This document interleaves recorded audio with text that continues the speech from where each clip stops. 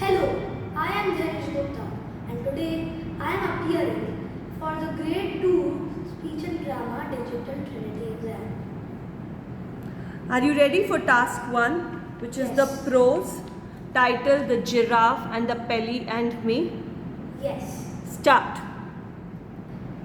Like a bullet, the pelican flew in through the open window, and 5 seconds later, out he came again, with his great orange beak firmly closed.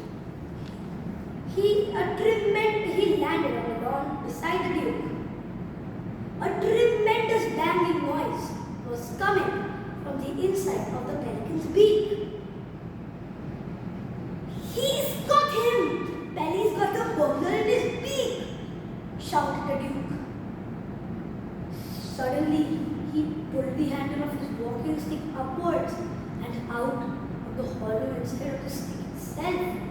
He drew a long, thin, sharp, shining sword. "I'll run him through. Open up, pelican. Let me get at him. I'll run the bounder through before he knows what's happened to him. I'll spike him like a pat of butter. I'll feed his gizzards to my foxhounds." But the pelican did not open his beak. He kept it firmly closed and shook his head at the Duke. The burglar is armed with a pistol, Your Grace. If Pelly gets him out now, he'll shoot us all. He can be armed with a machine gun for all I care. Open up! Open up! Open up! The giraffe cried. "Keep that beak closer! Don't you dare let him out! He'll murder us all! Shake him up, Pelly! Rattle his bones! Teach him not to do it again!" The pelican shook his head so fast from side to side that it became a blur, and the man inside must have felt like he was being scrambled like eggs. "Well done, Pelly! You're doing a great job. Now keep on shaking him so he doesn't fire that pistol again." The giraffe cried.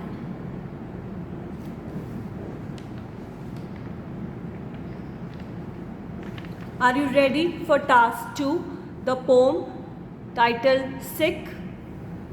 Yes. Start. "I cannot go to school today," said little Peggy and Bouquet. "I have the measles and the mumps, a gash, a rash, and purple bumps. My mouth is wet, my throat is dry. I am going blind in my right eye. My tonsils are as big as rocks.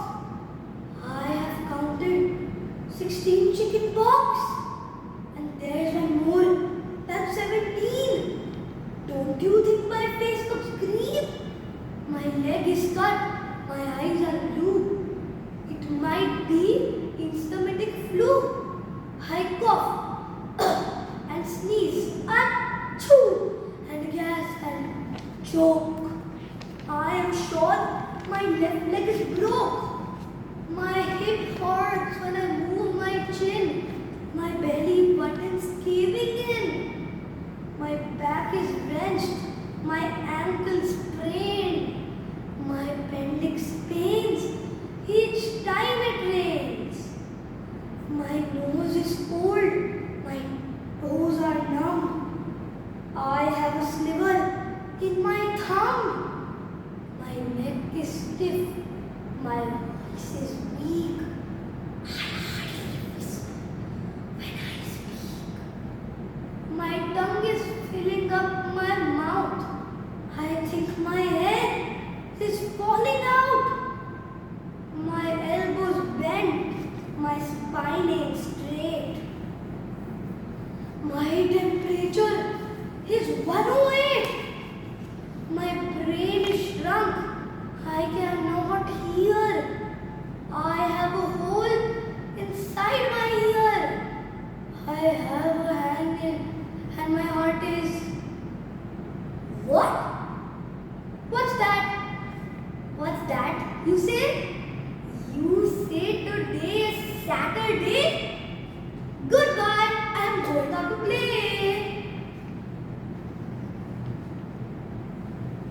Are you ready for task 3, the expressive reading task? Yes. Start. The Nazi U-boat was infinitely more cramped on the inside than you could imagine from the outside. It was bustling with submariners attending to radios, radars, gouges, dives, and valves, keeping the submarine powering through the sea. Eric, Sid, and Gertrude were led along a narrow gangway to the stern of the U-boat by 3 brutish submariners. The first was short and stout, with a neck which was as wide as his head. The second had a scar on his face that went right across one of his eyes, which was all white. The third was so hefty, he barely fitted down the gangway. He was bald, but had a big bushy mustache. This submariner had been put in charge of the gorilla, just as Sid and Eric had never been on a submarine before. This was definitely a new experience for Gertrude. Each step of the way, the gorilla wanted to look and explore her new surroundings. She must have been peckish because she kept trying to wriggle out of the submariner's grip and lick every tap, handle, and gouge. Slurp! But the hefty man roughly bustled her along. Hee-haw! She moaned. Are you ready for task 4, which is the reflection task? Yes. Your first question is, which was your favorite piece and why? The expressive reading task was my favorite piece to perform because I live up to read aloud.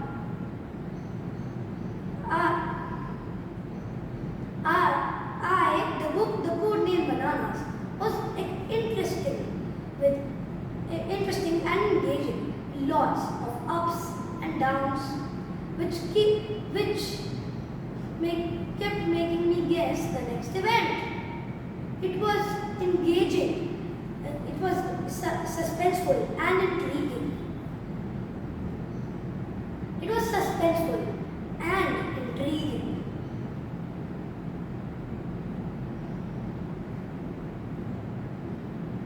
It was suspenseful and intriguing. I could use a lot of voice projection techniques, like high pitch or words like hee-haw. I use various punctuation marks, like comma and full stop, at every sentence. I have used emphasis on words, important words like cramped, bustling, and slurred.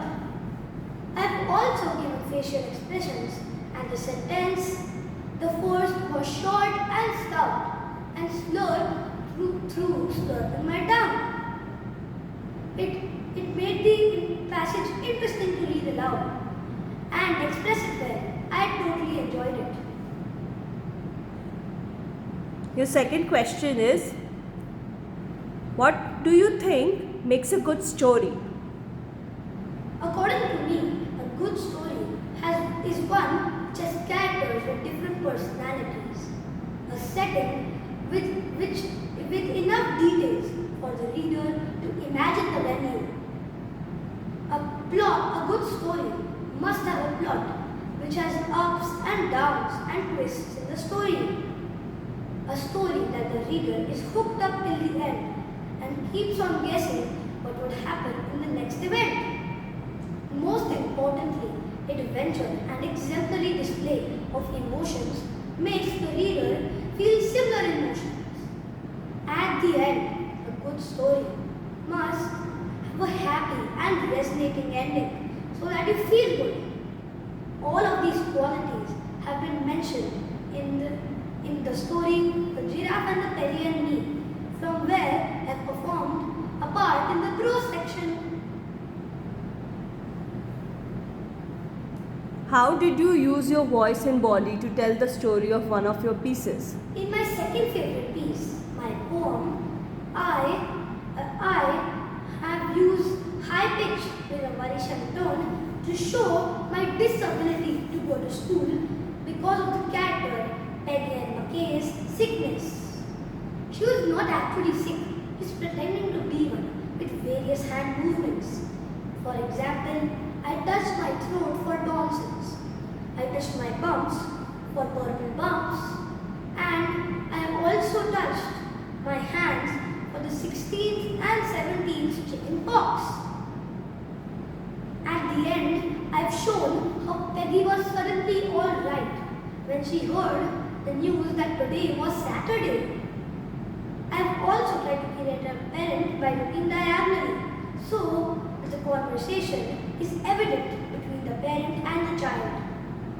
I have also tried to make a narrator in the beginning on stage.